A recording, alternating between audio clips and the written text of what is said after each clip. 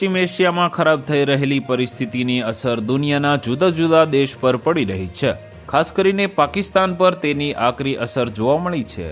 America, Israel અને Iran વચ્ચે યુદ્ધ અને હોર્મુઝની ખાડીમાં સતત હુમલા થવાને કારણે પાકિસ્તાનમાં સરકારે પેટ્રોલ ડીઝલમાં જબરદસ્તનો ભાવ વધારો કર્યો છે.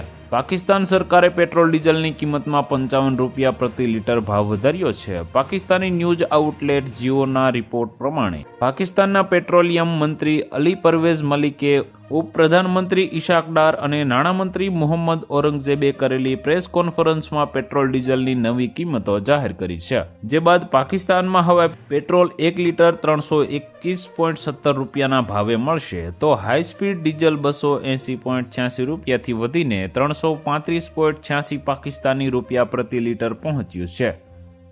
તો વધુ માહિતી મેળવવા માટે ચેનલ સાથે જોડાયેલા રહો. વિડીયો પસંદ આવે તો લાઇક કરી દેજો. ચેનલમાં નવા છો તો સબસ્ક્રાઇબ કરી દેજો.